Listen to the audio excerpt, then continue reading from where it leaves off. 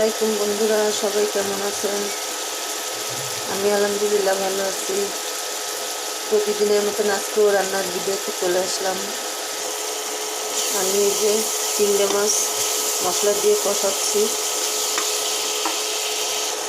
বন্ধুরা, আমার চিংড়ি মাছ মশলা কষানো হয়ে গেছে। আমি এখন পেঁপে আর আলু দিয়ে দেবো।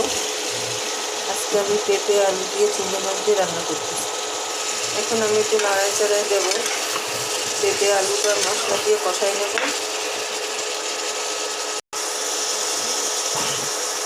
এখন আমি তরকারিটা সেদ্ধ হওয়ার জন্য পানিটা দিয়ে দিলাম। এখন আমি একটু নাড়াচাড়াই দিলাম। এখন আমি ঢাইকে দিলাম ঢাকনা দিয়ে সেদ্ধ হওয়ার জন্য।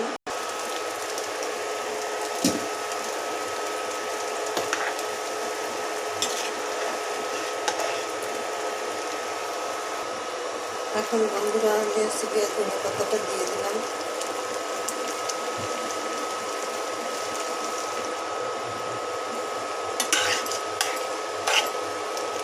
তো বন্ধুরা, আজকের মতন বিদায় নিলাম। সবাই ভালো থাকবেন, সুস্থ থাকবেন।